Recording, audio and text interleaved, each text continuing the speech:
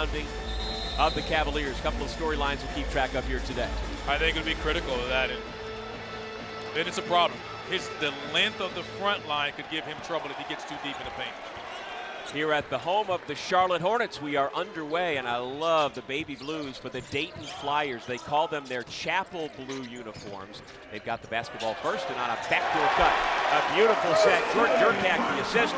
Deshane Montgomery coming off his career-high performance against ETSU as the first two of the afternoon. Great set play to start with a backdoor cut, taking advantage of Virginia. Virginia defensively, they don't force a lot of turnovers, but they do pressure the basketball a lot, trying to speed you up so they can get back and put pressure on you on the offensive end of the floor as well. Virginia's coming off its best performance of the year as Hall is fouled by Durkak. The Hoos on Wednesday in the ACC SEC Challenge went to Austin and hammered the Longhorns 88-69. They shot it especially well, 12 of 24 from the arc, and it really bodes well for the future this season for the Cavs if they can play like that. Yeah, that's their superpower. They got multiple shooters on the floor. They can space you with all 5 guys, and then they let Thijs De Ridder there attack you at the rim, and you can't help much on them because of the shooting ability around. Mael Latong with the basketball as now Dayton brings it up. There's the same starting 5 we've been accustomed to this year in the first 9, now 10 games of the year for the Flyers. The foul, by the way, was on Durkak at the other end. There's another terrific cut. And another find. Bennett's got his first 2 off the feed from Latong. Great job by Dayton coming out, taking advantage of the pressure defense of Virginia. How about the attack by Sam Lewis and a better response defensively by Dayton? We talk about rim protection. You think of Virginia. Latong there at the rim using his length. Virginia comes in second in the nation in block shots, averaging over 7 a game. And Dayton's been up to the task here to start. Yeah, Latong averages 1.2. He's the best rim protector for Dayton. On the possession arrow, Virginia keeps the basketball. Nice defensive pressure inside. Here come the Flyers again on top early 4-0. Taken away by Dallin Hall on the run out. De Ridder throws it down. The 22-year-old freshman from Belgium, averaging nearly 18 per game, has the Cavaliers on the board. Dayton's game plan is to limit Virginia to 1 shot, rebound and to get out, push tempo. That time, last possession is a little too fast, and turnover led to an easy basket for Virginia. Durkak tries to make the pass a little behind Latong, and it's a Dayton turnover.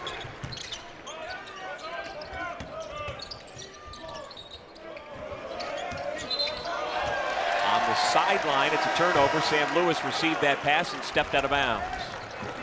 Just after the turnover here, turning defense into offense. They play fast. They usually don't turn you over. But De Ridder won't get an easier basket than that. Break the scoring drought here for Virginia to start the game. Why do you think Coach Ryan Odom takes Thijs De Ridder out of the game just 2 minutes in? I think 1, just 2 to settle him down. Each team with 2 turnovers in the early going. 4-2 is our score. Screen by Keontae Jones. Latong trying to find Jones. His pass hits the underbelly of the backboard, so it's a turnover, their 3rd of the day. And there is Ryan Odom in his first year as head coach of the Cavaliers. And it's an entirely new roster. They've only got 4 points returning from last year's team. A completely revamped roster. And Odom did a great job. He and his staff did a great job in the portal. Really value shooting the basketball, and they're playing with a lot of pace. They're fouling a lot, and Dayton is the team that you want to have that problem in. We'll see if they can resolve those issues and just force turnovers, and they've done a great job here in the opening 3 minutes. Yeah, the bench has gotten a little longer with the return of Devin Tillis. He missed the first 4 games with a knee injury. He made his UVA debut at the Greenbrier against Northwestern, and Tillis has come into the game. And he's another older guy who brings experience and a physicality to this UVA team. He does, the ex-UV Irvine, and there's a connection there. Back to his Wake days growing up. And Turner there does a great job with that program. So couldn't play fraternity, and I know he had no problem with him going to Ryan Odom. Long rebound tracked down by Malik Thomas. He attacks again and lays it in. Absorbs the contact, and the former USC Trojan and San Francisco Don has tied the game at 4.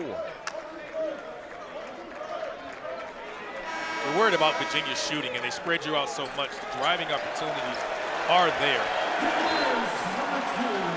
There's the former Dayton Flyer Anthony Grant, class of 1987, in his 8th year as head coach at his alma mater. And he has this team as one of the better threats in a deep Atlantic 10 conference this year. He does. I've had 4 teams in that league, and I've been impressed with every one of them. St. Bonnie, VCU, and St. Louis. A-10 to me looks really strong, looks more than a 1-bid league at this point in the season. And Dayton has already beat 2 Big East teams. Durkat leaves his feet, and it's another turnover. All of Virginia's points so far have come off of turnovers. Fight for the basketball, and we finally got a whistle and a foul call. And you know, in this neutral site game, it's hard to tell where the booing is necessarily coming from. We've got a lot of Dayton fans. And of course, with the Virginia football team in town to play in the ACC football championship tonight, the Cavaliers are very well represented also. There's no question who was disappointed with that call. Virginia has the luxury with the ACC championship game being played this afternoon. So you're saying they were saying boo and not who? I'm very sure that was a boo. They didn't like the call. They won't like anything against the Wahoos today. Lewis picks up the personal foul. Long rebound.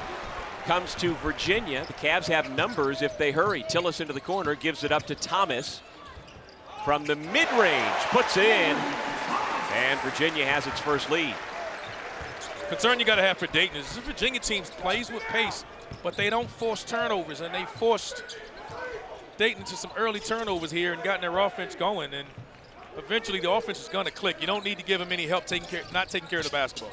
Flyers have gone more than 3 minutes without a point. Good defense by the freshman Chance Mallory, trying to stay with Javon Bennett. Durkat again into the lane. He is fouled by Thomas and will shoot a pair of free throws when we come back. The Who's and in this game here today. Another opportunity at a neutral site to play a power conference opponent. I don't know why more teams don't do it. I mean, these type of games do not hurt you come March. They can only help you. But again, we talked about it. I think the A-10 is really strong and looking more than just a 1-bid league at this point here early in the year. This is Jordan Durkat at the line, a senior from Colonia, New Jersey.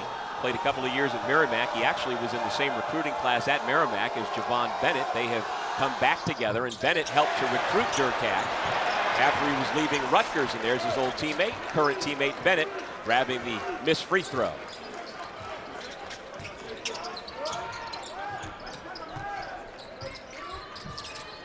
Malcolm Thomas has come in. 3 ball by Deshane Montgomery misses the mark. Thijs De Ridder back into the game for UVA. Also see Jacari White. He's number 6 in white with a white headband. De Ridder misfires. Dayton back the other way, trailing by a point. Yeah, this is the pace Virginia wants to play it. They want to get up and down. Thomas for 3. The former Villanova Wildcat, whose dad played 9 years in the NBA out of Syracuse, Etan Thomas. Ugana Odienso, the senior from Nigeria, has Virginia back tied at 8. Great job attacking the pressure. Dayton scores. You'll see them switch so many defenses. They'll run a 1-2-1-1 full court pressure, man-to-man, 2-2-1. You don't spend time thinking about how to attack it. You just got to get it out and get aggressive. Bennett over Onienso. The rebound goes out of bounds. Back to Virginia. Well, it is something how Virginia has changed its entire DNA with the new head coach, Ryan Odom. And the most stark contrast is in pace of play. The fact that UVA is getting up and down and putting 80 points on the board every game, it takes a while to get your head around that. It is. It used to be the first to 60. They were controlling tempo and pace. It is completely flipped. It's fun to watch, spreading you out, averaging nearly 87 points a game. Montgomery with the takeaway and the flush.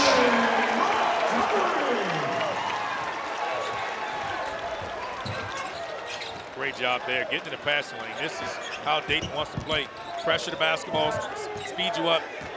You don't know what type of defensive pressure they're going to apply, and they'll even mix it up and fall back to a zone as well. De Ridder challenged at the rim, and he missed it. Nice job defensively by Bryce Hurd to go up straight. Back at the other end, Thomas went toward the rim with bad intentions. Onienso met him. Here comes White, who lost his footing. Dayton has a clear run out. And the windmill by Malcolm Thomas.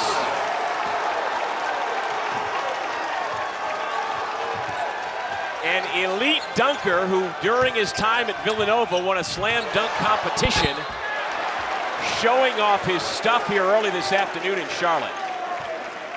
He is awake. We were worried about a noon tip, but guys be ready to play. The energy and effort is here today. Getting in the passing lane here by Montgomery. Coming in, dunking it with the right hand. And Thomas getting into the act with the windmill. Getting rewarded for a little cherry pick here. I got no problem with cherry picking. Not at all. Well, apparently Malcolm had to reach out personally to Obi Toppin to get permission to wear that #1 uniform. He's the first since Obi left Dayton and went out of the NBA to wear it. As Onienso makes the first free throw. What do you make of all the turnovers both ways so far, Randolph? I would be concerned if I'm Dayton, and they have to take care of the basketball. You're always concerned about Virginia. Virginia's trying to speed you up, but at that center spot, now Grunlow's coming back in the game. They have rim protection, so it's not just beating your defender. They're in drop coverage. Got to continue to take advantage of that.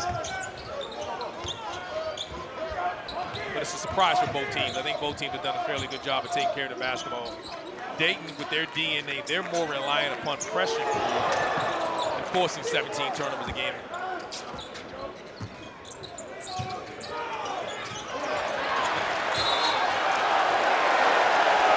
That's going to go against Thomas.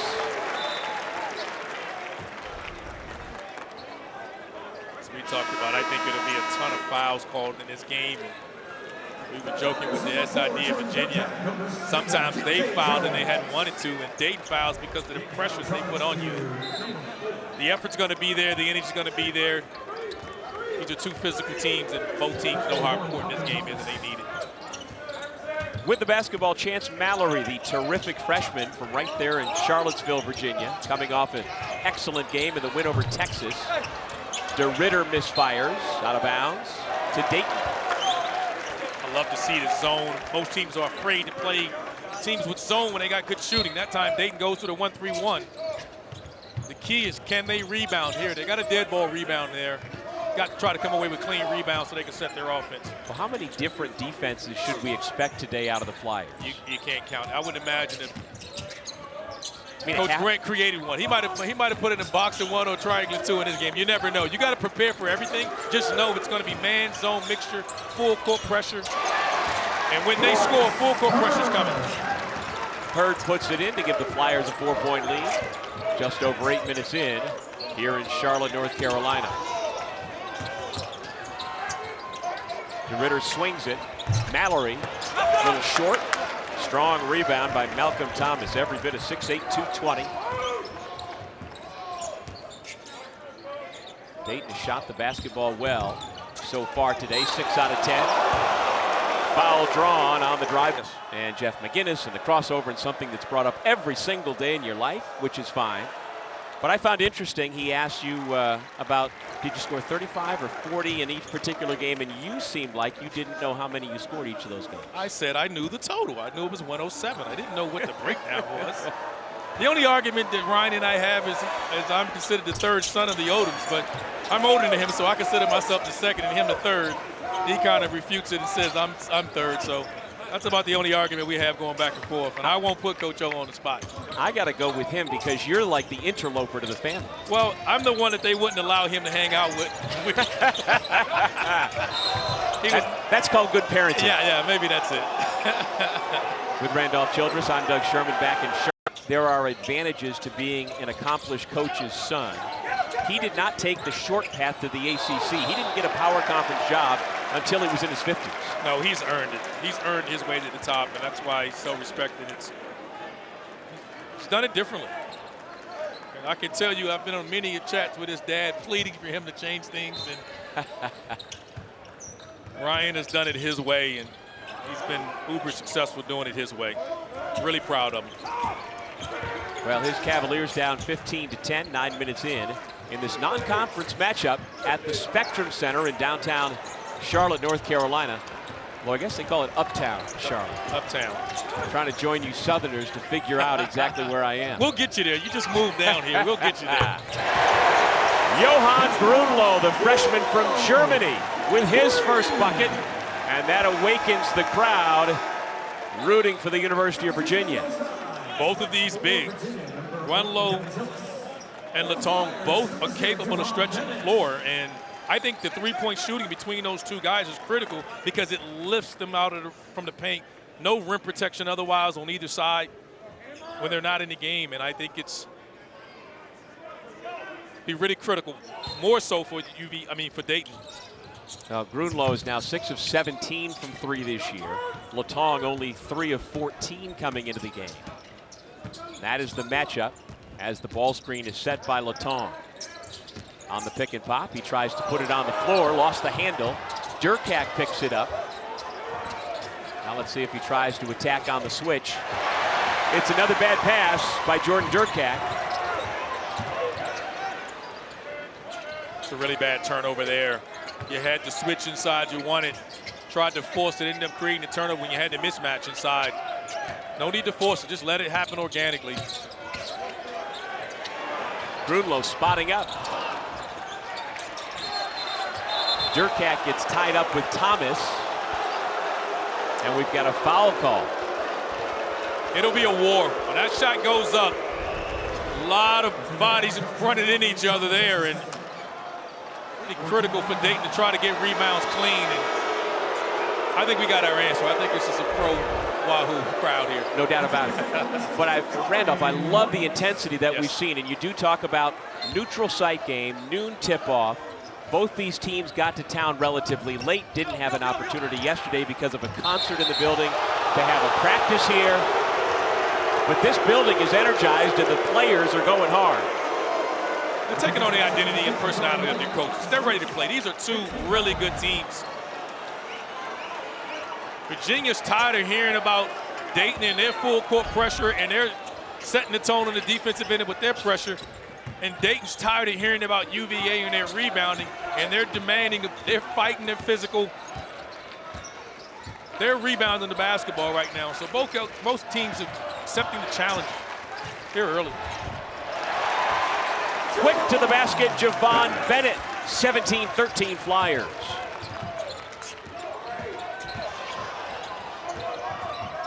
Jacari White into the corner. Sam Lewis pulls up on the mid-range, under control for the 2. You won't see many of those, but that was a great decision there. Good ball fake. The one more pass on the easy one dribble pull-up. I just love to see no over-penetration. Yes. Bennett can skies 5'10". You saw him get up to save that pass. He is an acrobat going to the basket. This time, though, trailed by Grunloh, who averages 3 blocks per game, swats it out of bounds. Yeah, that's an opportunity there. Bennett's got to spray that to the corner. Did a great job of beating the ball screen defense and forced the rotation. He's got to spray that. There's no one left on the weak side. Just 5 on the timer as Durkak is given the responsibility of getting the basketball in. UVA's other 7-footer and other terrific shot blocker. Onienso comes back in. Grunloh will take a seat. Onienso is trying to erase everything inside. And again, I think it's critical of Latong to try to spread him out, stretch the defense. Tillis poked the pass away out of bounds. Dayton will have it on the other side of the basket now with 4.8 on the shot clock.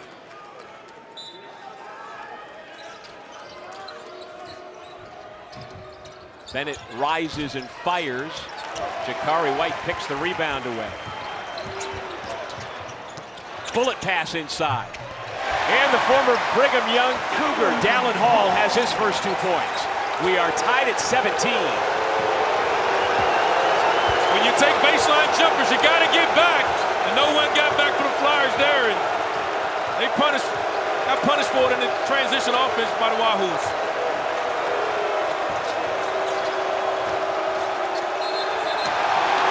Tillis on the reach-in.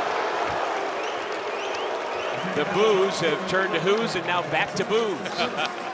If I can interpret for you. Virginia's really getting after it defensively. Again, haven't been great at forcing turnovers all year, but they have been active here, forcing 6 turnovers out of Flyers, and they've gotten out in transition. They've struggled in the half court.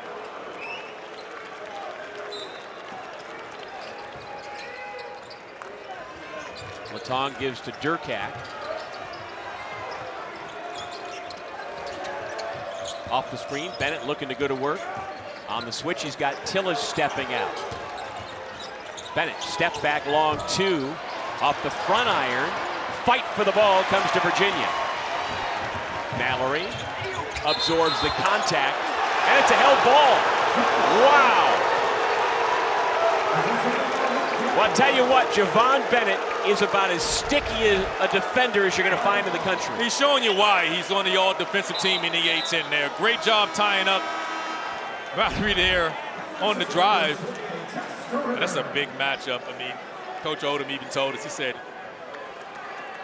he considers Chance Mallory a starter. And he's like, who wins that matchup between these 2 small guards? That little battle there was won by Bennett.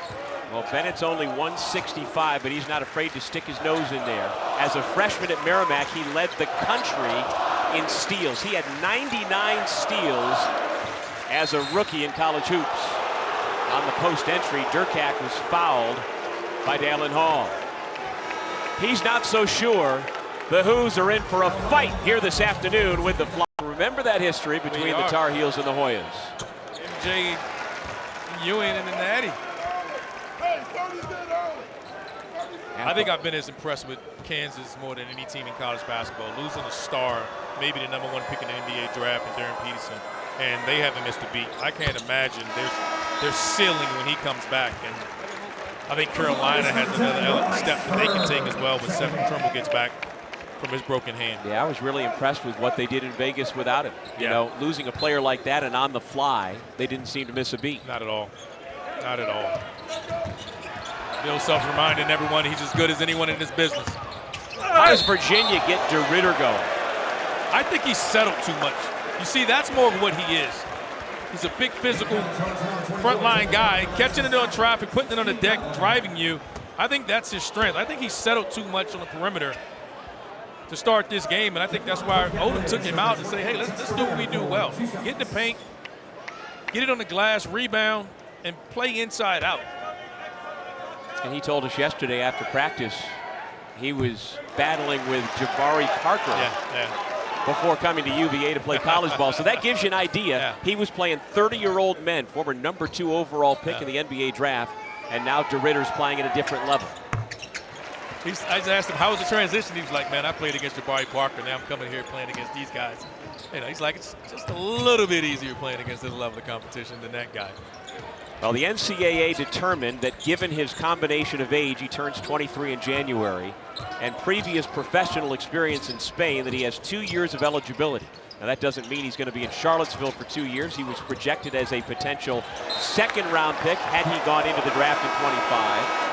But I know Ryan Odom and his staff would love to have Tess De Ridder around for those 2 full seasons. He'll have a decision to make. I think the feedback that he gets this year, he's allowed the freedom to show you what his perimeter skills are. I think that's where his game will be judged at on the next level. Well, he came into this game making 47% of his threes. Missed his first 2 attempts so far here today. And his percentages are good. His percentages are good. He doesn't take a lot. And I think that's what he's going to have to learn and adjust to. With the shot clock under 1, the runner is missed. Thomas back the other way for Virginia. Onienso plays catch with him. Back to De Ridder. Onienso had good size and shape inside on Thomas. Didn't get the pass. Now De Ridder posting up off the switch. Doesn't try to take advantage. De Ridder again from the short corner. Good ball movement by Virginia to get a good look. And the Hoos retake the lead. Look, that's how he gets going. Gets inside, punish the switch, double team comes, and the ball comes back to him. Nice set from the right wing. Draws the foul for Dayton. You put this one up, and you show the entire team. This is how you win a lot of basketball games. Just unselfish play across the board, and the guy who starts it gets rewarded for his unselfishness.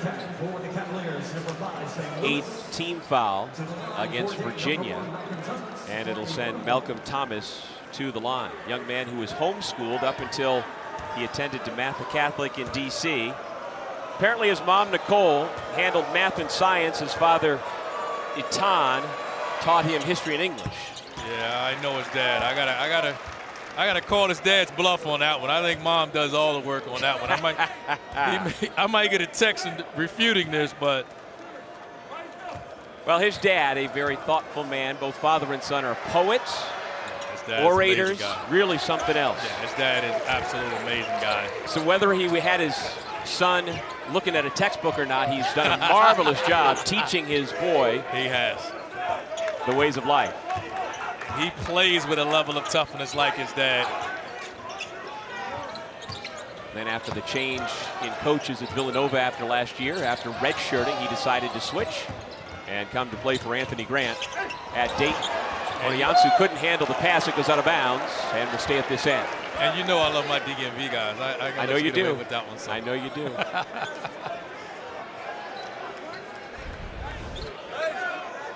Trying to force it inside. Well, they say it was Durkak, the last to touch. Onienso was fouled on the shot by Malcolm Thomas. Thomas has got to avoid those type of fouls.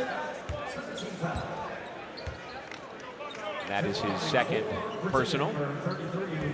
You got to protect the first foul.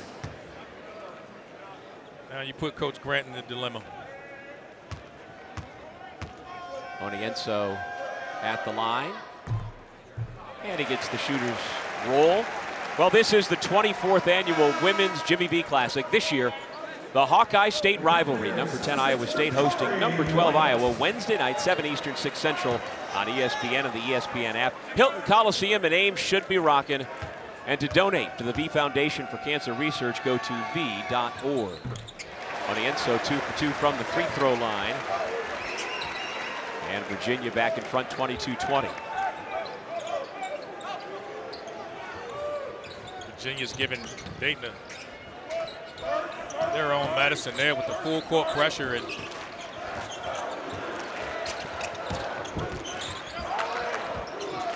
Durkak calls for it, gets it back. Under 6 minutes to go in the half. Durkak doesn't want to handle the ball full court pressure against Mallory here. Boy, to try and get that shot up and over Onienso is a tall task. You got to pull him out on the perimeter. Attacking him at the rim gives him total advantage. Got to find a way to lift him up. Lewis lost it. Thomas has it. Poked away from him, and it goes out of bounds. A lot of contact, no call.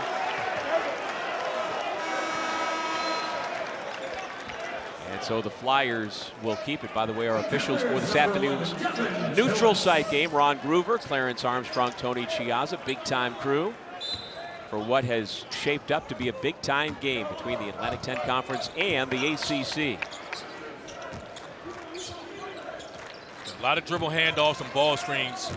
Got to communicate of how are you going to defend the ball screens? Are you switching right now? Are you going to be in drop coverage? Thomas hit one earlier. And again, the length as they get closer to the rim favors Onienso. Onienso feeds the post, and De Ridder able to bank it in. Big to big. Virginia 24, Dayton 20. See, this is why Thomas' second foul is critical, because you really want to put him on De Ridder and put your smaller defender on the insole because he's going to flash in the high post, try to pass it to the high-low action. The Dayton drought continues. Their last field goal was at the 9:03 mark, and now they've missed their last 7 shots against the UVA defense. White thought about it. Quick passing. Onienso banks it in.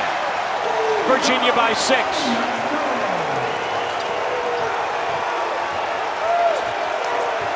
What a boost off the bench from the senior from Nigeria. With Onienso, you think first defense and shot blocking, but we have seen him set up his teammates and score for himself. Yeah, as you front the post is automatic there. That high-low action is a big part of Virginia in the half court. You got to pick your poison. If you want to front, De Ridder is so physical, does a great job of moving his feet, sealing you on the high side. If you play behind, he buries you deep. I think this is why I say that the foul on Papa Thomas was big, because now he has 2. You can't put him on De Ridder and risk the 3rd. But I will put my smaller defender on Onienso and live with his ability to score. He'll spend more time on the perimeter setting ball screens. De Ridder really punishes his before 4-men and smaller guards on the inside. And so Latong, the 7'1" sophomore from France, back in, out there with Jacob Connor, the Marshall transfer, the 2 bigs on the floor currently for Dayton, with Durkak at the line. Jordan Durkak from a huge basketball family. His birthday's March 28th, so every year his mom has made him an NCAA tournament themed cake, and her piece de resistance was for his 8th birthday. Jordan's cake had all 68 team logos from that year's Field of 68. That's impressive. That's very impressive. That is impressive. Had to be a big cake too. Absolutely.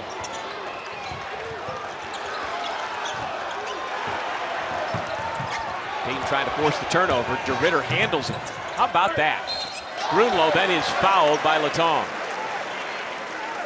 Tess De Ridder under control, breaks the pressure, and gets Virginia into a point where they draw a foul. Good stuff here.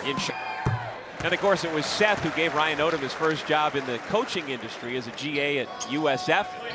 And then Ryan would later spend 7 years in Blacksburg under Uncle Seth. He has overcome that. Yeah. He's had a different approach to coaching than Coach Greenberg. You think?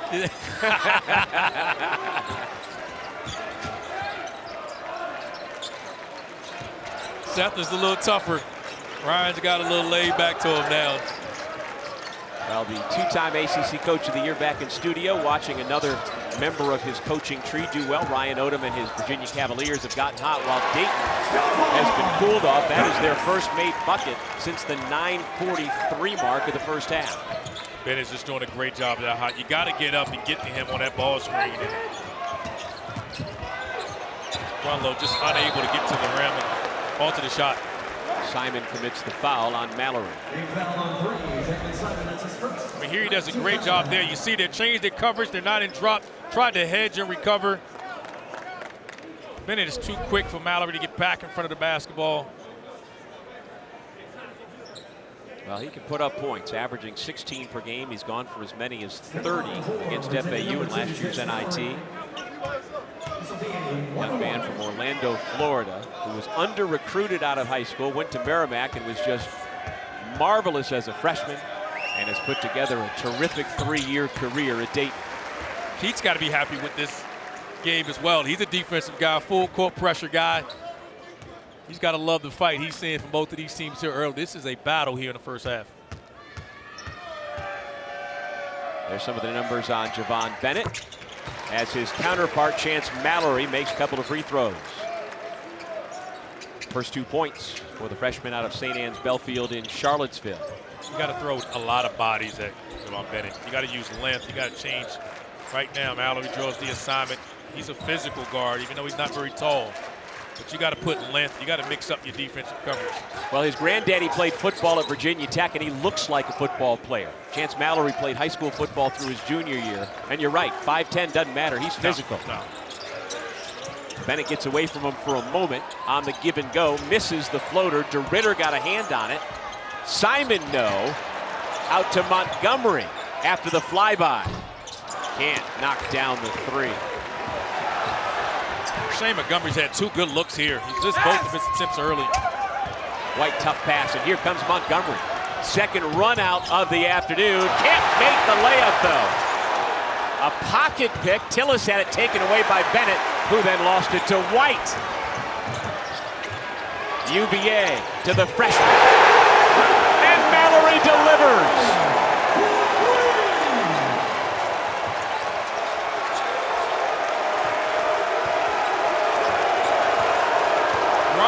Has been waiting for this moment on the defensive end of the floor. They're playing with a lot of pace. Shane Montgomery with the long arm of the law. Shane Montgomery didn't care anything about the Virginia defense. He did not. Take that. Wow. The junior from Fort Lauderdale with a facial.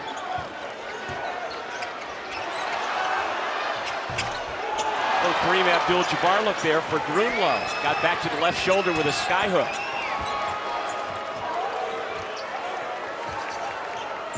That was Virginia's first miss in 8 minutes. Boy, Montgomery can go. Right hand, left hand, he's coming to dunk on you.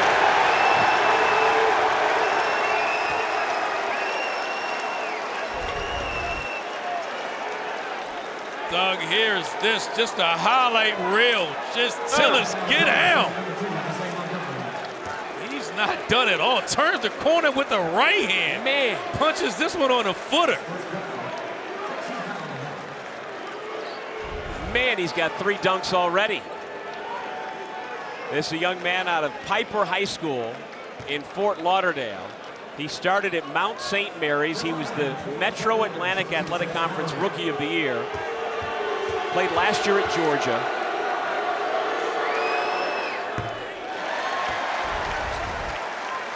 I mean, here it comes off, and Virginia, Grunlow, for the second time, they've changed their coverage, and yeah, he's talking a little bit here as he's backing up. Anthony Grant, you're not upset with your guy for that. So you give those 2 points back as Mallory, after the technical foul, makes the free throws, but man, the energy and jolt he's given his team with those last 2 buckets, it almost makes the technical worth it, but he's got to know if Dayton wants to pull off this upset, cooler heads have got to prevail. And what back-to-back dunks there by Shane Montgomery. Well, he has been the energy giver for Anthony Grant's team all season long. 6'4", 200, and has shown here in the first half he'll dunk on anybody, right-handed or left-handed. He's a really good player, and I think he's taking on more responsibility on the defensive end of the floor. Offensively, he's shooting it better from behind the 3-point line, and here gets it back. Hall tries to lift his arm up to get through and call for the offensive foul. No, he doesn't like that call. And Randolph, that is his 3rd. So he has gone to the bench with just over a minute to go in the half. Bennett spotting up. You can't give him room. He will do that. It's a 3-point game. Great play on the baseline out of bounds.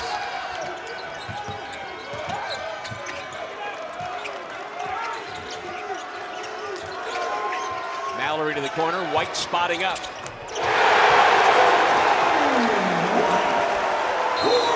Jacari White punishing Dayton defense. They never matched up on him. He was open the entire time. He was shot ready. He was waiting and had that pass in his mind before it got there. And you can see that game on ABC. You got to shave your head if you're going for that look. He's Randolph Childress. The Wake Forest Demon Deacon. I'm Doug Sherman. Glad you're with us. Bennett. Wraparound pass. A couple of extra passes to Latong. Back to Bennett. It's a wedgie. Yeah, Bennett saw Grunlow running out. He tried to rush that a little bit to get it off, and Wahoo's defensively are flying around, all 5 guys. It's a great defensive possession there for Virginia.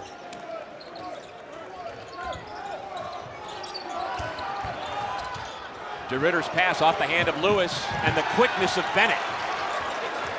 Shot clock is off, and the Flyers, down by 6, can hold for a final shot. That's a big play here. If they can convert.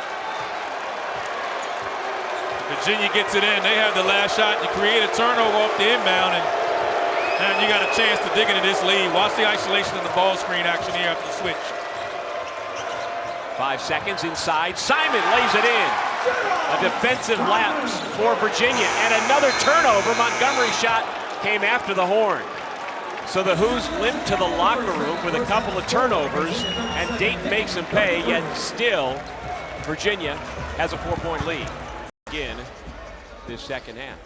What do you think about the, as they call them, chapel blue uniforms Dayton is wearing today? I love the powder blues, man. I don't say anything chapel. You know, I'm not doing that. I don't think it's a reference to that, yeah. Chapel Hill. Yeah, I thought that's what you may have meant. No, no, no. Although, who knows, it could be. But it makes me think of the old Buffalo Braves or the old San Diego Clippers with these powder blues. Let's say powder blue, baby blue. Oh, yeah. Durkat, he's not afraid to penetrate and get himself at the free throw line. Well, say this, you're new to the Carolinas. When you get that color, there's only one school they think about down here, so get used to that. Those Chapel Hill guys. Yeah, those Chapel Hill. I get it. There's a good look at Jordan Durkat, the senior from New Jersey. His father, Gene, was an 1,100-point scorer at FIU and a 3-year roommate of Raja Bell, who is, by the way, Jordan's godfather. Plays at his own pace. You can't speed him up. You like to post him inside if you switch a smaller guard on him. Does a great job using angles, using his body. Hasn't scored a field goal yet, but he's hurting the Wahoos from his free throw line. I mentioned the basketball family he is from. His sister, Taylor, plays at UMass, and his younger brother, Aiden, is a 4-star recruit in the current SC Next 100. Sam Lewis with his second field goal for Virginia. Good pass there by Grunlow. Well, there's some of the energy you're going to get from Chance Mallory. I think he's the best all-around guard on the team. Talking about Mallory here, as you see Lewis on the backdoor cut. 7-footed Grunlow. You got to guard him on the perimeter, even when he's not making shots. His ability to pass, screen, and roll. Both of these starting bigs for both teams are more skilled than they bring physicality. Well, what, if anything, do you make of Mallory getting the start? He's been playing starters minutes often. And also he and Hall have played together some of the time. But do you make anything of Mallory getting the call to begin the second half? I think it's just foul trouble. And I think also he's had moments. And I think he is their best all-around guard. He's playing well. I mean, he brings the dynamic to him. He changes gears, his speed. He's shooting it really well. I mean, you got to find time for a guy like that. And he's embracing that role coming off the bench. And he plays like a starter, but again, with the foul trouble, and then he's going against a guy in Javon Bennett. He's constantly attacking. You don't need the foul trouble. First point today for Latong after being fouled by Grunlow, who picked up his second personal foul. How does Dayton get Latong more involved? He averages 13 per game. He's got just those 2 points. With the bigs that he's going up against, he needs help from his guards. And that's what's going to make the game easier for him. He get it open look. He just has to continue to be solid, continue to try to man the paint. Mallory protected the football like a running back, but then his pass was behind Malik Thomas. And again, the turnovers are an issue. You know, Dayton turned Cincinnati over 24 times in a game this year. They have forced 3 other opponents into 20 or more turnovers. This is what they do. And if they're on their way to doing that against Virginia, but that's a good turnover, meaning it's a dead ball turnover. You get to set your defense. What you don't want is the pick 6 turnovers, lead the numbers in transition. Like we have seen repeatedly today, especially Deshane Montgomery with his 3 slam dunks. Bennett on the dribble handoff into the lane, little floater, nothing but net.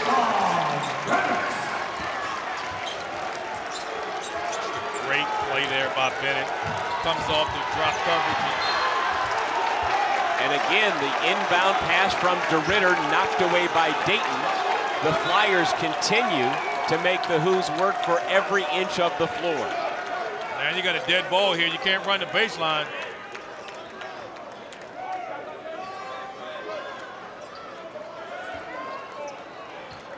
Virginia has 13 turnovers, and Dayton has turned those into 13 points.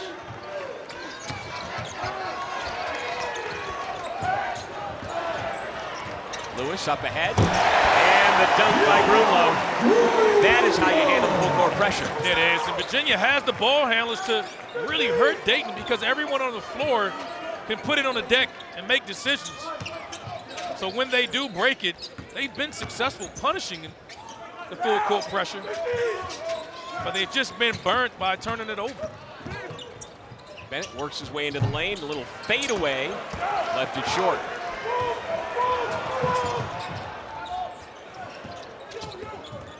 It's really not a good shot there by Bennett, a little fadeaway there.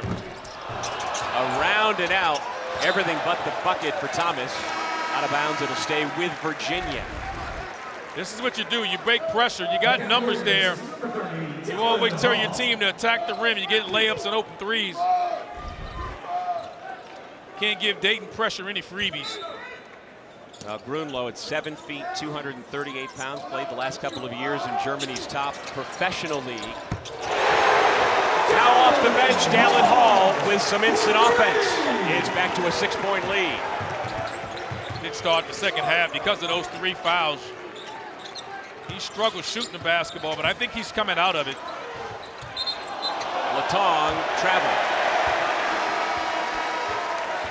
Well, if you're a Dayton big, you know that if you have the ball in the low post, you are going to be going against an elite shot blocker no matter what today. Yeah, I think it's best for him to get going. But again, play off his guards. Throwing it inside in the post with the physicality and the length of the 2 centers for Virginia will give him trouble. Dribble handoff, ball screens, get him rolling to the basket.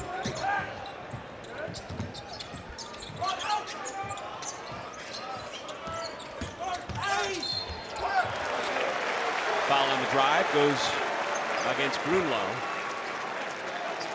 And this is why Hall is so important, I think. It's critical for him to be a part of it because I think he's showing you his level of experience. He's really heady, shots coming around. That time he gets the angle. Tong doesn't like the call, but great job using the rim as a shot blocker. And by the way, Randolph, I've gotten clarification on the Chapel Blue from Doug Hochschild, the former SID for Dayton. He's just texted me. Doug is about to go into the Dayton Athletics Hall of Fame, and he says the Chapel Blue is an homage to the color of the dome of the Immaculate Conception Chapel, the main chapel back on the UD campus. So it is not Chapel Hill. We knew that. It just needed to be told for everyone else. I'm just saying that you're in Charlotte. That color, when you say that. Then in capital letters, he says definitely not for Chapel Hill. There you go. Well, the folks back in Dayton and those who have traveled here to Charlotte take their Flyers very seriously, as they should. It is one of the great college basketball cities in the country, as evidenced by the fact that they have hosted the first 4 for decades and sell out the building anytime they throw the ball in the air. They have a great support cast. This is a really good team here again. They are facing their largest deficit of the afternoon with the basketball. Latong spotting up. That is how they get him going. That's how you get him going. I mean, again, he needs to let the guards create opportunities for you. Pick and choose when you want to roll and when you want to pop. Flyers get a stop. Montgomery looking to attack Hall. Now on the back door. The pass is taken away. Sam Lewis. Hall picks up his dribble, back outside, Tillis into the game. He was ready to fire. 49-41 Virginia. Great job by Virginia, pushing tempo. Dayton trying to switch back and get their man, and they didn't get caught up in matchup. Sometimes you just got to get back in. You can't get your assigned player. You just got to match up and guard somebody. That time, 2 guys went to 1 and left someone wide open until it's made a pay. Durkat able to line it up, but unable to connect. Big spot in the ball game here for Dayton. Jacari White.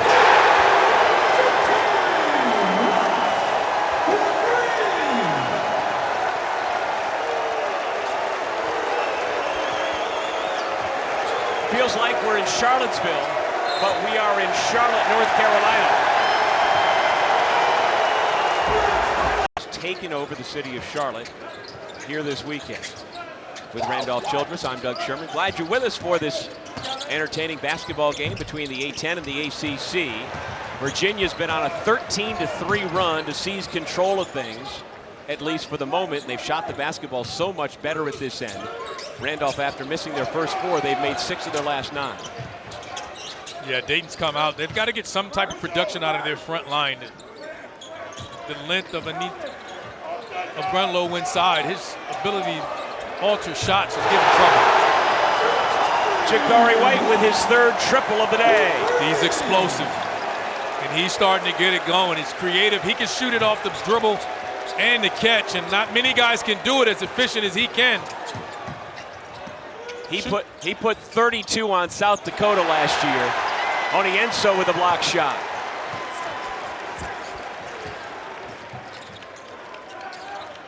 We talked about how important the bench points are, and here's another bench point. White's got 11 off the bench. Mallory's got 7 off the bench. Onienso's got 8 off the bench. It's been the biggest difference in the game. Dayton draws a lot of fouls. That's a big part of what they've done. But Virginia, when they go to their bench, it's actually a strength. Not a lot of teams can say that.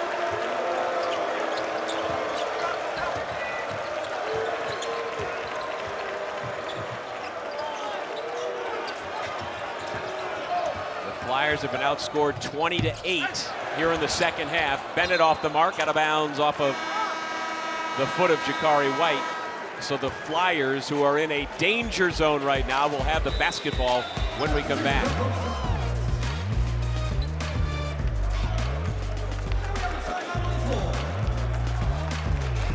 And apt to track Jacari White and company, who is perfect from the floor so far this afternoon, 4 for 4, including 3 for 3 from distance. And Randolph, as a team, the Hoos are 7 of 9 shooting in the second half. Yeah, they were only 3 of 8 from behind the three-point line in the first half. And they shot it well in the first half when they didn't turn the basketball over, and they've come out this second half and only 1 turnover. They're 4 of 6 from behind the three-point line, and a lot of that is Jacari White.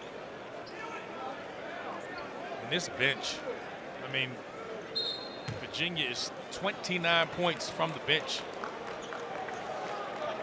Clarence Armstrong, the lead official, heading over to the scores table. Looks like we're going to have a review.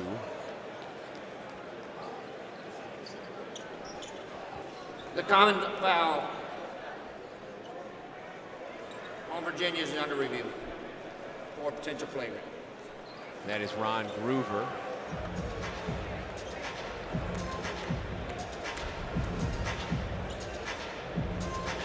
Call on the floor is upheld. Common foul. Dayton's ball. So De Ridder just grabbed him by the shoulder. And then with the collision with Mallory went down, just a common foul. I didn't think it was much when it happened live. Yeah. De Ridder didn't jump to the basketball and got beat on the cut. Just reaches in and gets the foul. It's only his first, so.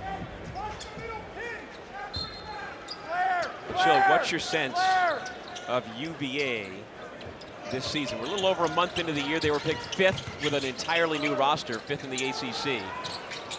Are they that good? Are they better? What we've seen their last 2 games at Texas and so far today makes me think the ceiling's going to be higher than that.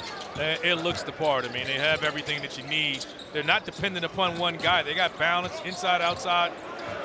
Bench scoring as we're seeing here, and multiple guys that can handle and make decisions. There's a lot to like about the Virginia Wahoos. Mallory drive and dish. White remains perfect on the afternoon.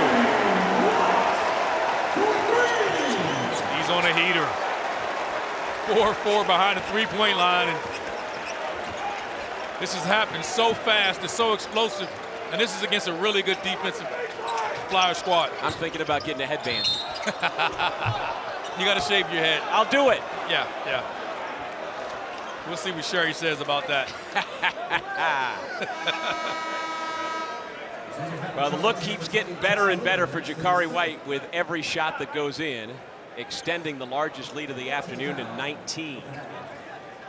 The Jacari Army, it'll be a lot more headbands and shaved heads in Charlottesville. Come conference play, he keeps playing like this. Well, the folks have traveled. JPJ, John Paul Jones Arena, about 4 hours from where we are here in uptown Charlotte. And for this afternoon basketball game and the football game tonight, Virginia against Duke for the ACC championship, a lot of folks have made the trek. Tell you what, Jacari White is putting on a show. 16 points to lead all scorers. Doug, that was just too easy. Just a simple turn the corner, get down the lane, a little resistance there. And when everybody can score, you tend to hug your defender, and you got to constantly guard your man and be prepared to help. Connor back out to Bennett, the extra pass to Durkat. Connor fights for the basketball. The UVA crowd wanted a foul, but does not get it. I thought Connor just grabbed Mallory on that one and moved him out of the way. Jones takes the contact, misses the shot. Latong on second effort, able to get it through the cylinder. Here comes White. Throw it up to the rim. Latong got a hand on it. Flyers down 19. Someone else other than Bennett's got to be comfortable creating offense. Tillis and Durkat tied up. Is on a heater for a very good Cyclones team that will move up in the standings and remain undefeated with a huge road victory at Purdue. Virginia here has seized control in the second half, just shooting the lights out of the basketball while the Flyers have cooled off. In the second half, Virginia is 9 of 11 for 82%. Lewis in trouble. Able to find Thomas on the left wing. 6 to shoot. De Ridder puts his shoulder down, and it's an offensive foul. That is number 3 on the freshman from Belgium. Although Virginia did a really good job of passing the basketball there. I don't like the call. I didn't think Montgomery was set. I thought De Ridder had the angle. I didn't see him extend the arm. Montgomery going the other end. De Ridder cleans up the glass. And the big man will dribble up. Durkat trying to cut him off at the pass. Lewis strong into the lane.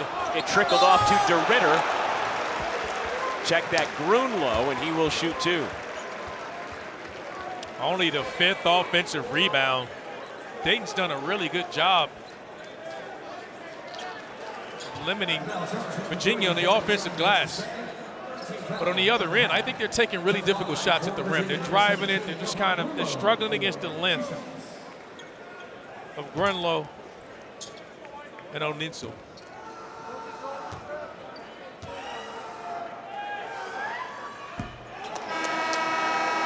Our ACC network crews will be just a few blocks away here in Charlotte for the ACC championship game today between Duke and Virginia. Our game day coverage begins at 5 Eastern with inside access, followed by a 2-hour ACC huddle. Then during the game, we'll have a field pass presentation with the crew on the sidelines providing commentary and reactions. And after the game, we'll have a complete breakdown with coach and player interviews. You can always watch everything on the ESPN app. Duke and Virginia in the ACC football championship. I don't think that was on anybody's bingo card. Dallin Hall was tracked down by Durkat with the chase down block. And the Flyers cash it in at the other end. Jayon Simon buries the 3. That's the effort we're used to seeing from the Flyers.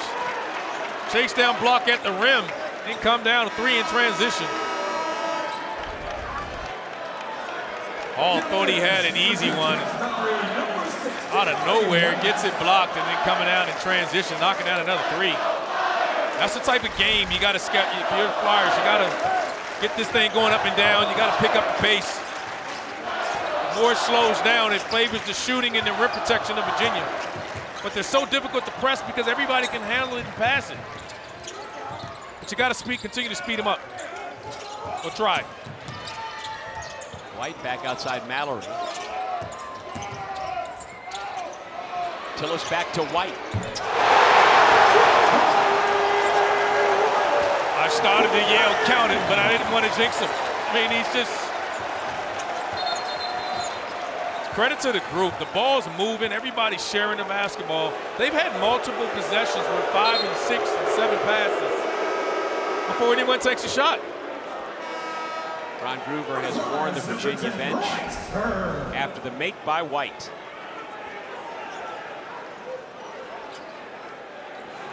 Seven for 7 from the floor, a perfect 5 for 5 from distance. White lighting it up for UVA.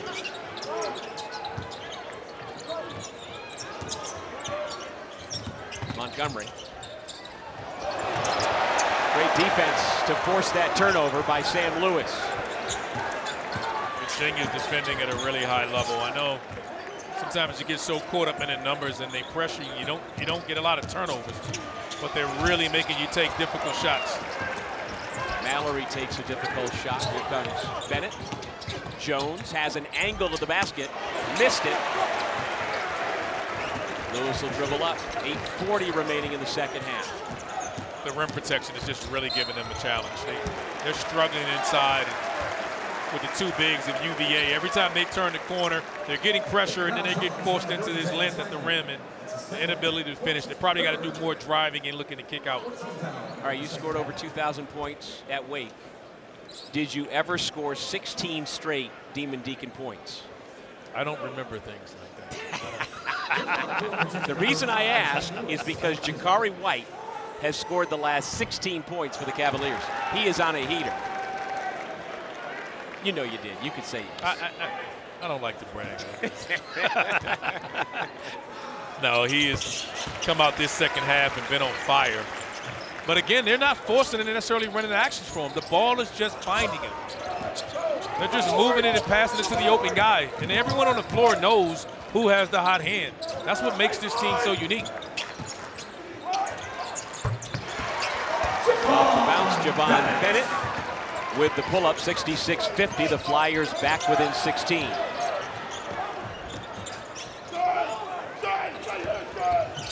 Mallory cut off, back out front, Tillis all by himself. What a luxury in my press offense. I can take my 4-man and my 3 and break your press and put my point guard on the other end to attack. And there is a maturity and a physicality about Devin Tillis that is so valuable for the Cavaliers off their bench. And don't forget his ability to shoot nearly 40% from behind the three-point line. Nice Hurd makes his own 3. And he hadn't shot in the 3 well this year. I mean, he shot nearly 40% a year ago.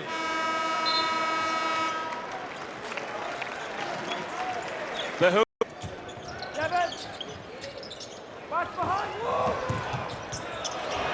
The man of the hour. That is now 10 consecutive made threes for Jacari White. The UVA record is held by Kyle Guy, who once hit 11 in a row.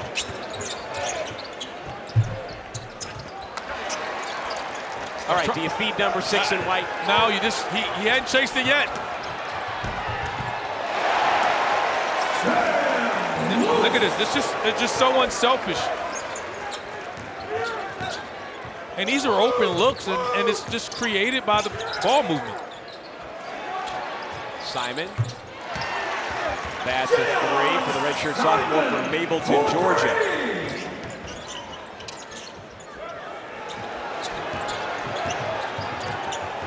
Now, I definitely would have shot that one. I know you would. I would not have. I don't know what the record was. I wouldn't have thought about it. I just know I had to miss that shot was going up. I can assure you that one. Tillis along the baseline. A little too strong. Simon clears the rebound for Dayton. If you're Dayton, I think, again, someone besides Bennett has got to get it going. And Montgomery there with the drive and finish, and he had it going early, attacking the rim. That time got an angle. Takes the contact, gets a chance, getting to that left hand. Here initiates the contact, run low, takes the bump, finishes. Third on Grunlow. Yeah, he's like, where's that been?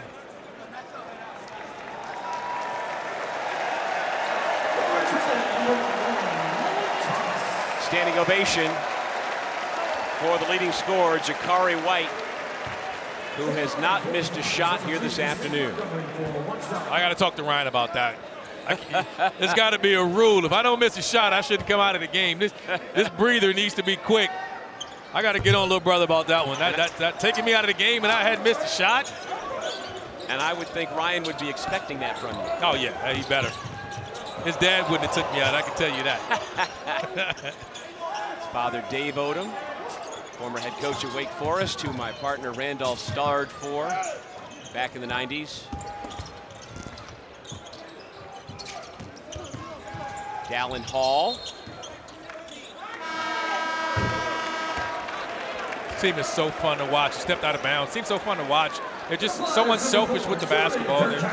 They're driving the pass. I think it's like a teaching tape. More teams should put this in. They're spacing you. They're in the correct spots. Guys know where their teammates are when they're driving. They're where they're supposed to be.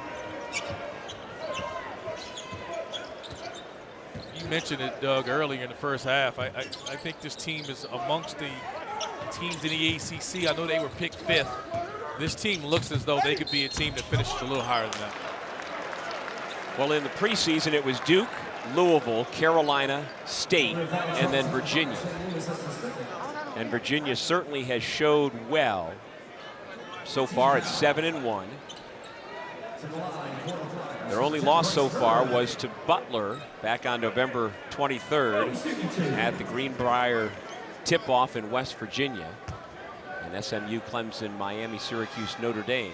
And I'd say right now, I'd have to flip-flop them at NC State. I think they've been a little more impressive here in the early going than NC State has started the year. But with both those teams with new head coaches and entirely new rosters, how on earth do you know coming into a year? You don't. And NC State obviously had a disappointing tournament in Maui.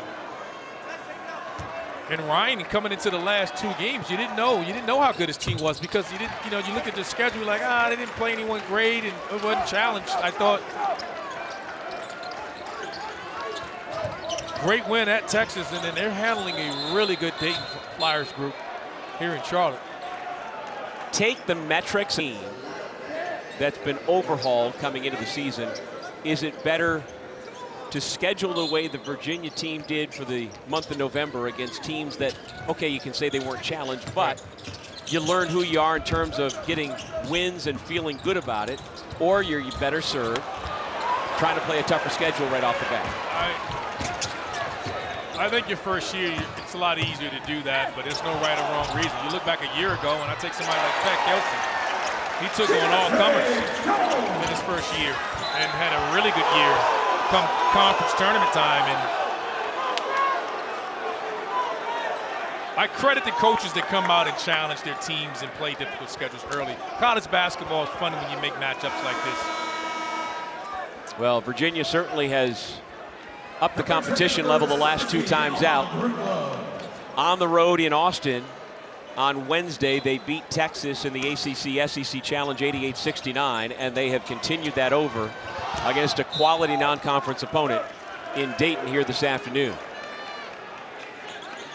The Flyer faithful who have made the trip here to Charlotte still hanging in there as their team has rattled off 9 straight points to get it back to 12. And we talked about scheduling as well. I mean, they have had some good opponents. We just didn't know how good Virginia's going to be. You're talking about they beat Queens, and they're picked first in EA Sun, so that's a really good team as well. But the last couple wins for Virginia, if they can hold off, has been really impressive. But a lot of time left here with the way the Dayton Flyers press, create turnovers here. They just did. The Flyer faithful making themselves heard.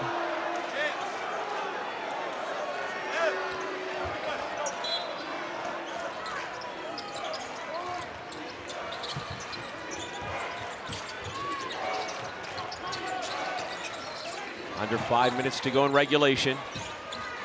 Bennett for three. Don't look now, but the Flyers are back in it. It's a 9-point game.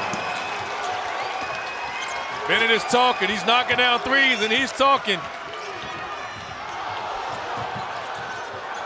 Mallory went down hard, gets up, and will play on. Hall with the basketball, and he's fouled 40 feet from the bucket by Jayon Simon. That is the 5th foul against the Flyers here in the half. Here's the ball screen here. Mallory goes under. He wasn't expecting Bennett to shoot it from that deep.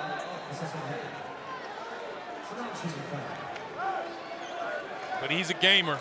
He's letting them know about it. You better chase me over this screen. You can't go under. I'm going to lace up another one.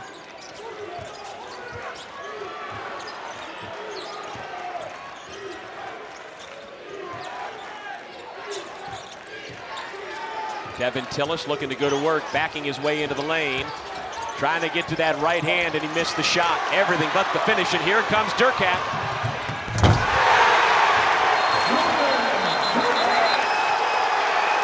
Hot shooting goes out, and Virginia goes cold, and Dayton takes advantage of it. So White's back in. Anthony Grant has his team in full court pressure again. Plenty of time on the clock, over 4 remaining in regulation.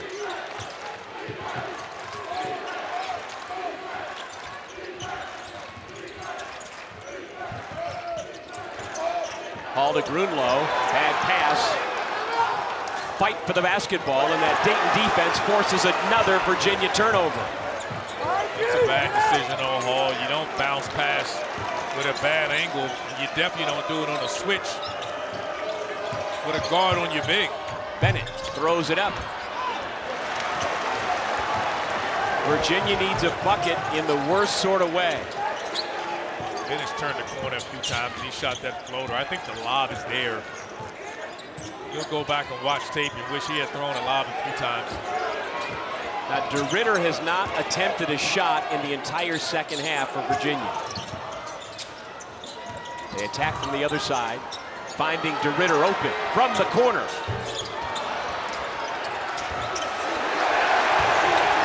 Mallory able to pull it back out to White.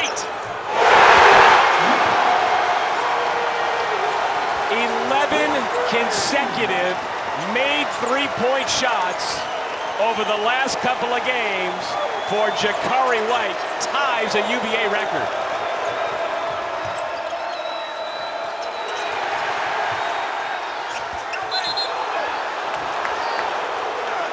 This is how the game started, and I'm glad we're back to this. Both teams are just battling, and again, just unselfish play. It looks like Jacari White, every time he touches it, it looks like he's wide open. But it comes off an offensive rebound by Mallory. Goes in there and battles. Comes up with it, and White has been perfect here today.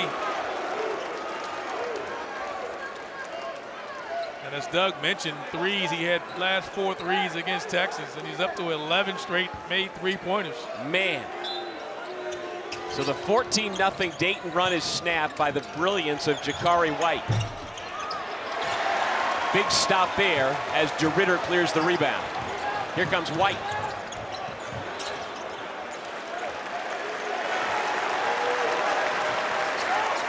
Now a little bit of breathing room here for the Wahoos. Take their time, up by 10.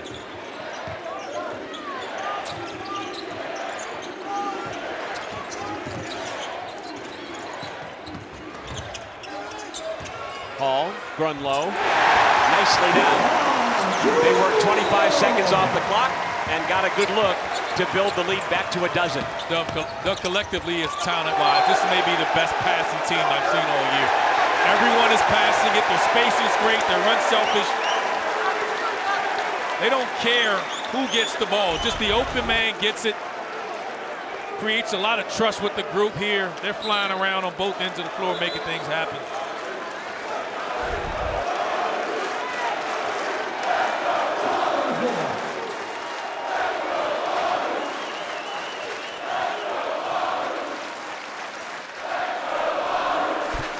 Previous out. Orlando, with his final year of eligibility, said, I want to go and be a part of something special for Ryan Odom.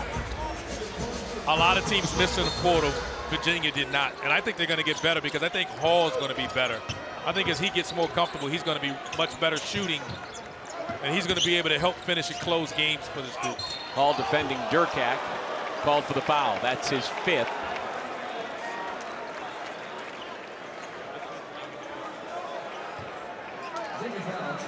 They changed one earlier. No, they flipped it. So just 4 on the BYU grad transfer. What about Dallin Hall makes you think that he will continue to play a bigger and better role for the Cavs? One, you need his experience. You know, down late in games. I mean, Mallory's a young guy. He's explosive. He's more in attack mode looking to score. He's going to the offensive glass. He's part of that group of bench guys that you just turn loose. I think he's their most explosive guard. Hall is just steady, makes the right plays, gets the guys the ball. He's really unselfish. He's a big physical guard. He can switch on the defensive end of the floor, and you need him to close games in moments like this. Because the only concern that I have about Virginia right now, early in the year, is they're not a great free throw shooting team. So as they get tested and they get in closer games, you need Hall on the free throw line, knocking down free throws, shooting over 85%. White's pass deflected.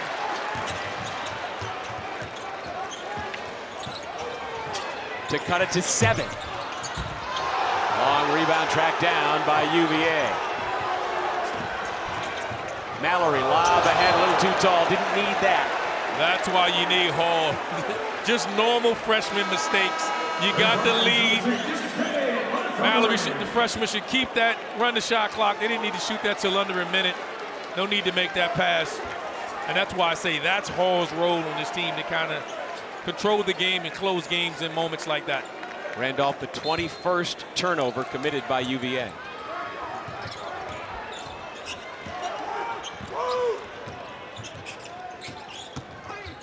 Montgomery fouled.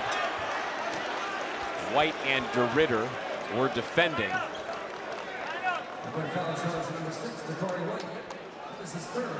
Montgomery turned the corner, yeah, putting pressure on the defense, throwing a foul.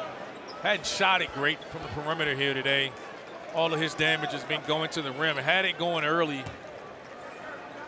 I think Virginia did a really good job of keeping their bigs in between the ball and the basket, forcing everything over the top. And their length took control of this second half, in particular Grunlow and Onuenso. Montgomery appeared in only 17 games for Mike White at Georgia last year. A number of his credits did not transfer from Mount St. Mary's.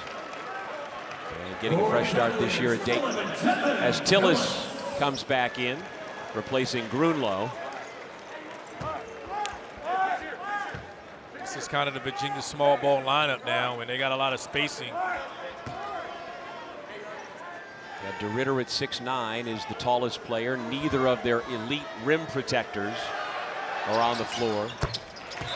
We haven't called Onuenso's name much, if at all, in the second half, but he was so good in the first half, gave him 8 instrumental bench points. Just a lot of different pieces for Ryan Odom. You need handlers in the game if you're Virginia. That's why you went to the smaller lineup. Crowd wanting for White to continue shooting the basketball. Got to come to the basketball. Don't force it. But you can't be so passive. If a layup presents itself, you got to take it. But a really strong. This is what we talked about with Hall. This is why you got him in the game. Durkak with the foul. I just love Tillis. Again, the grad transfer. He's from Los Angeles. 6th year in college. He started back in 2020 at UNLV. They double teamed him along the baseline. He didn't panic at all. Not at all. I mean, just he's been in these moments. Again, he's not shooting the 3 the way he wants. Shot 39% a year ago. Only 28 so far this year. He's knocked down 1, and the 3s will come. As we've seen tonight, the ball finds you when you're in this lineup and with this group. Bennett gives up the foul.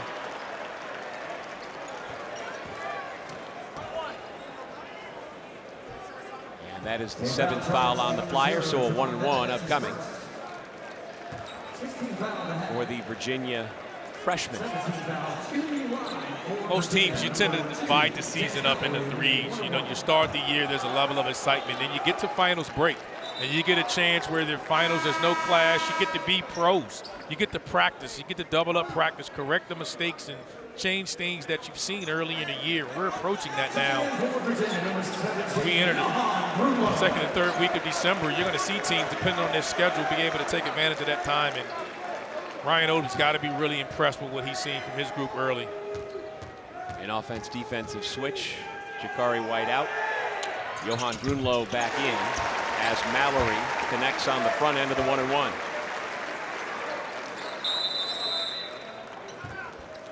Timeout called by Coach Grant.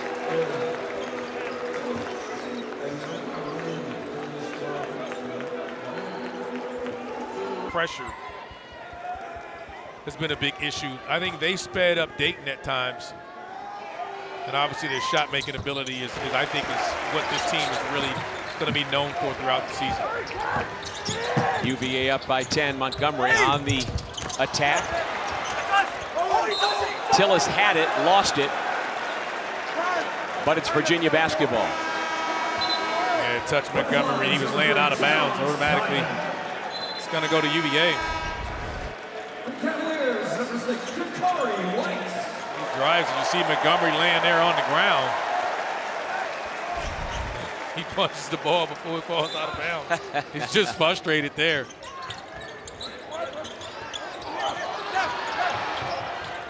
Tillis barely gets it in. All fouled in the backcourt, so we'll have a 1-and-1. I think UVA has hit every portal addition to this team all year long. Everyone's here. They know their role. They're buying in. It's a fun offense to play in. And De Ridder didn't necessarily play great today, but he's the guy that gives them the balance on the offensive end. When you stay home on a shooter's thing, he kind of gets going on the inside. And today, they didn't need to lean on him as much with the shooting. An explosive game from Jacari White.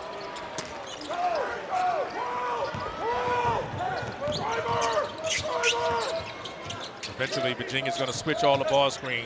They're going to give you the twos. They're going to trade you twos. Bennett takes the two.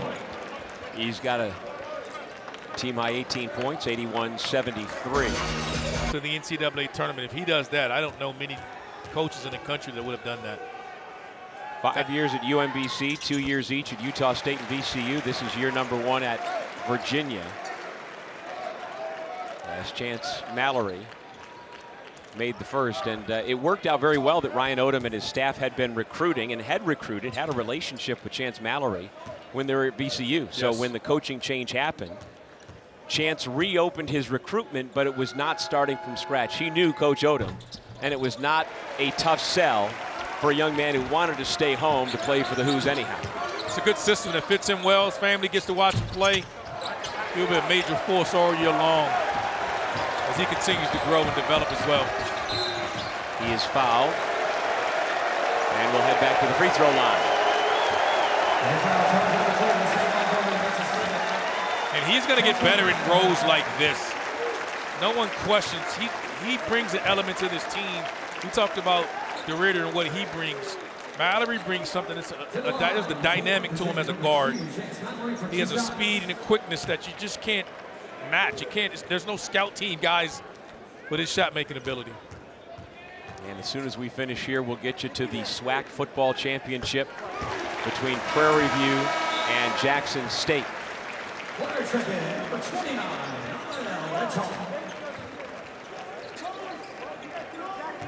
Ladies and gentlemen, I'm picking on Doug here a little bit. I kind of told him, I said, Dayton draws a lot of fouls. I was like, there's no way this game is going to end by 2 p.m. It's going to be around 2:15, 2:20. Well, we're coming up on what, 2:27? Hey, it's been a lot of fun. A neutral site game in a day where the University of Virginia has taken over the city of Charlotte. They've got a huge ACC football championship game coming up at 8 o'clock over on ABC to be played just a few blocks from here. Well, the basketball team has done its part here this afternoon. They have.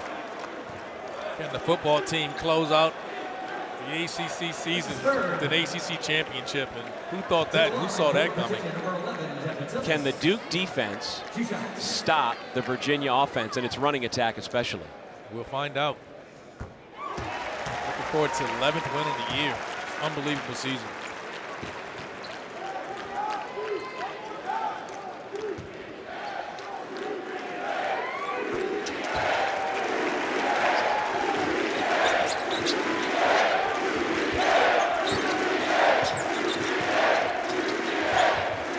Montgomery around and out. The rebound secured, and so too is the victory. A record-setting day for Jacari White, who put up 25 points.